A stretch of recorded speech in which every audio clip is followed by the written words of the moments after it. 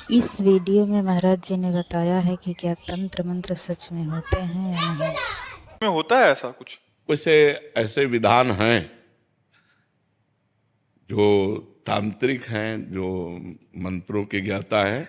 इसमें मारण है, वशीकरण है, उच्चाटन है, ये इसके विधान हैं।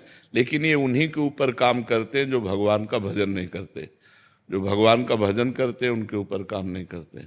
अगर आप राधा राधा जपते हो, कृष्ण कृष्ण जपते हो, तो भगवान तुम्हारी रक्षा करेंगे। कोई भी तंत्र मंत्र तुम्हारे ऊपर काम नहीं करेगा। एक तांत्रिक था, तो वो शालिग्राम भगवान को चुटकियों से नचाता था ऐसे, और भक्त का नाटक करता था। तो भक्त लोग बड़े, जो देखने वाले, यार भगवान इसके बस में है, जैसा चाहता वैसा नचाता है। तो एक भजनानंदी संत थे, उनके पास कई लोग भजन करते, तो उन्होंने आकर बताया कि वो ऐसा बोले, भक्त कभी ऐसा कर ही नहीं सकता। भक्त भगवान को प्रदर्शन थोड़ी करेगा, वो तो आराधना की वस्तु है। तो फिर उन्होंने कहा, महाराज ये तो बड़ा गलत हो रहा है, समाज भ्रमित हो रहा है। तो बोले आपको चलना चाहिए। वो गए और खड़े हो गए, और दिखा भाई, वो चुटकी बजावे कुछ नहीं। जब 100 का स्वभाव शेर हो जाता है ना, तो फिर कुछ नहीं चलता। और उनके पास भजन था, और ये मंत्र का तांत्रिक था। तो इसने जब देखा कि यही बाबा जी आए और इसी कारण हुआ, तो उनसे कहा चले जाओ। तो उनका ये नाटक बंद कर, भोले भाले लोगों को तू ऐसे तंत्र के द्वारा लुभायमान करता है और पैसे इकट्ठा करता है। अब सारे समाज में उसकी बेइज्जती हुई, तो उसने शाम के अनुष्ठान किया मारण का। मारण का प्रयोग किया, वो खप्पर में आग की तरह जलती हुई उन महात्मा की तरफ बढ़ी, लेकिन उनकी डेहरी की परिक्रमा करके बस खड़ी रही। कृत्या भी कहते हैं शास्त्रीय भाषा में, कृत्या, मारण, ऐसे नामों से उच्चारण किया जाता है। तो उन महात्मा ने कहा, मैं कोई दोषी हूं क्या? सब में भगवान वास करते, तू भी भगवत स्वरूप है। उसी के द्वारा प्रकट की हुई कृत्या, उसी को जाकर पटक दिया, उल्टी खून की। और जब उन शिष्यों ने कहा, महाराज मर जाएगा, आप कृपा करके चलो, बस राम राम राम राम राम, खत्म कृत्या। सब अंतर ध्यान हो गई। तो उनका बेटा, अब समझ जा, कान पकड़ा, उस शिष्य बन गए, महात्मा को ईमानदारी से भजन करने लगे। तो तंत्र होता है, मंत्रों में ऐसी ताकत है कि मारण, वशीकरण, उच्चाटन ये सब हो सकता है। लेकिन ये उन्हीं के ऊपर होता है जो भगवान का नाम जप नहीं करते। अगर नाम जप कर रहे हो तो तुम्हारे ऊपर मारण, वशीकरण, उच्चाटन ये सब कुछ नहीं होगा। भगवान के नाम में अपार सामर्थ्य है। राक्षस लोग बड़े मायावी थे, लेकिन राम राम जपने वाले विभीषण के ऊपर कौन सी माया थी? हनुमान जी के ऊपर कौन सी माया उन्होंने डाल दी? कुछ नहीं कर पाए। सिया जी के ऊपर कौन सी माया डाल दी? जो भगवान में चित्त जोड़े हुए हैं उनके ऊपर माया का कोई प्रभाव नहीं पड़ता है। ये तंत्र मंत्र तो बहुत छोटी सी बात है। एक बड़ा तांत्रिक था, वो सन्यासियों को परेशान करता था। तो धर्म सम्राट करपात्री जी उनके पास गए और कहा, नारायण नारायण नारायण, और कहा जितनी तेरे में ताकत हो अब लगा तंत्र की। चरणों में गिर गया था। बोले आपके ऊपर हमारा तंत्र कोई काम नहीं करेगा। जहाँ नारायण नाम है, राम नाम है, कृष्ण नाम है, राधा नाम है, हरि नाम है, जहाँ पाप करने वाले लोग हैं उन्हीं के ऊपर उनका प्रभाव पड़ता है। ऐसा है कि तुम्हारे ऊपर अगर तंत्र कर दिया जाए तो तुम परेशान हो जाओगे। तुम्हारे ऊपर मारण लगा दिया जाए तो 10 दिन में मर जाओगे। अगर 1 दिन का लगा तो 1 दिन में मर जाओगे, 1 महीने का लगा तो 1 महीने में मर जाओगे।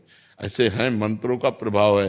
पर वो अच्छे से अनुष्ठान करेगा तब आपके ऊपर प्रभाव पड़ेगा। महाराज जी, जिनके ऊपर ऐसा हो गया है, उनके परिवार वालों को लगता है कि इसके ऊपर हो गया, तो अब वो क्या करें? भगवान का नाम कीर्तन घर में करवावें, और भगवान की कथा, भगवान का नाम जप करें, सब ठीक हो जाएगा। को अलग से संकल्प करना पड़ेगा या ऐसे ही हो जाए? ऐसे ही शुरू कर दे। ऐसे 1 घंटा नाम कीर्तन करवावे, नाम जप करे, भगवान की कथा, भगवान शालिग्राम विराजमान कर ले।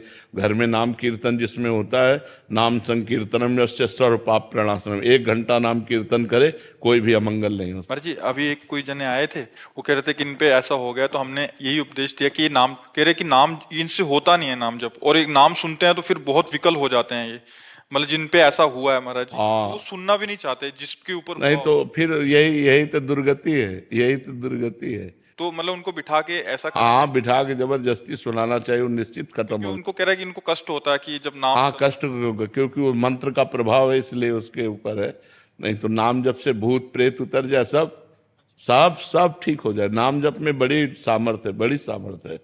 एक बार हम एमसी में थे तो एक को भूत आया, तो वहां लाए, तो हम कोई झाड़ना फूकना तो जानते नहीं, हम नाम जपना शुरू किया और चीखने लगा। हाँ महाराज जी, वो कह रहे थे कि और अब कहा इनसे दूर ले चलो, इनसे दूर ले चलो। हमको बैठल अब थोड़ी देर बैठा रहा, बोला हम जा रहे हैं। हम कहाँ जाओ? और ठाकुर जी को भोग लगा के जब जल चरणामृत और जल उनको दिया तो खत्म हो गया, चले। और ये अपवित्र आत्माएं होती हैं, अपवित्र जगह प्रवेश करती। पवित्र हम इस स्मशान में घूमे, कभी हमें भूत प्रेत कहीं कुछ नहीं। गंगा किनारे 20 साल रहे, गंगे किनारे ही रहे, कभी कोई ऐसा नहीं। तो नाम जप करो भगवान के नाम में, बड़ी भूत पिशाच निकट नहीं आवे। और बहुत सिद्ध है, गोस्वामी जी ने सिद्ध अवस्था में, तुलसीदास जी ने ये लिखा है हनुमान चालीसा। हाँ, भूत पिशाच निकट नहीं आवे, महावीर जब नाम नासय रोग हरे सब पीरा, जप निरंतर हनुमत। हाँ, जपत निरंतर हनुमत। हाँ, ये बात समझ लेंगे। महाराज जी, ज्योतिषी में विश्वास करना चाहिए कि ज्योतिष शास्त्र है। परीक्षित जी जन्म लिए थे तो जन्म से लेकर मृत्यु तक का निकाल दिया था उन्होंने, कि इनको तक्षक सर्प काटेगा, पूरा मृत्यु तक निकाल दिया था। पर ज्योतिष शास्त्र का ज्ञान हो तो ज्योतिष शास्त्र सत्य है, क्योंकि ज्योतिष शास्त्र है, कोई उसमें ऐसा नहीं। पर ज्योतिष शास्त्र का सत्य ज्ञान होना चाहिए। मतलब किसी को गलत उपदेश दे करके और उसको भयावह परिस्थिति में करके अर्थ लेने की वासना ना हो। और ज्योतिष शास्त्र का ज्ञान हो तो सही सटीक जन्म से मरण तक का हिसाब बता देगा। जन्म से मरण तक? हाँ, जन्म तक जिससे मरण तक का हिसाब बता देगा। ज्योतिष शास्त्र सत्य है, इसमें कोई संशय नहीं है। पर ये सिद्ध होना चाहिए, मतलब उसको उसका परिपक्व ज्ञान होना चाहिए। ज्योतिष शास्त्र ऐसे ऐसे विचार करने वाले कि जैसे तुम्हारी भैंस खो गई और वो आपका विचार किए तो आपको बता देंगे कि आपके गांव में दक्षिण कोने में 3 घर के बाद वो बंधी हुई है, तो चले जाओ, उठा खोल लाओ। ऐसा है ज्योतिष ज्ञान। सब मतलब ऐसा नहीं, भगवान ने सब शास्त्रों की रचना की, पर उसका सम्यक ज्ञान होना चाहिए।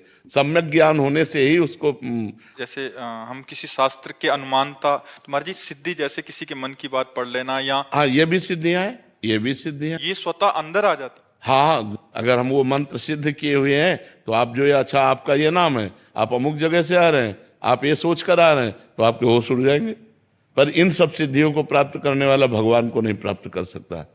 इसलिए कभी भगवान को प्राप्त करने वाले में आप कोई सिद्धि नहीं देखेंगे। ये सब शांत एकदम साधारण पुरुष, वो सब रिद्धि सिद्धि पेरे बहुआई, बुद्धि लोभ दिखावे भाई, होए बुद्धि जो परम सयानी, तिंतन चितई न अनहित जानी। वो अनहित कर देंगे, वो भगवत प्राप्ति नहीं होने देंगी। इसीलिए जो सिद्ध संत होते हैं वो भगवान के प्रेम में डूबते हैं, इन सिद्धियों के चक्कर में नहीं पड़ते हैं।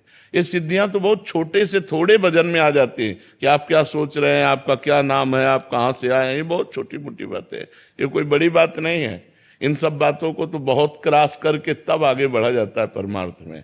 अगर इसको स्वीकार कर ले तो फिर भगवान के दर्शन और भगवान का प्रेम नहीं मिलता। तो ये जीवन भगवान के दर्शन के लिए कि तुम्हारे मन की बात जानने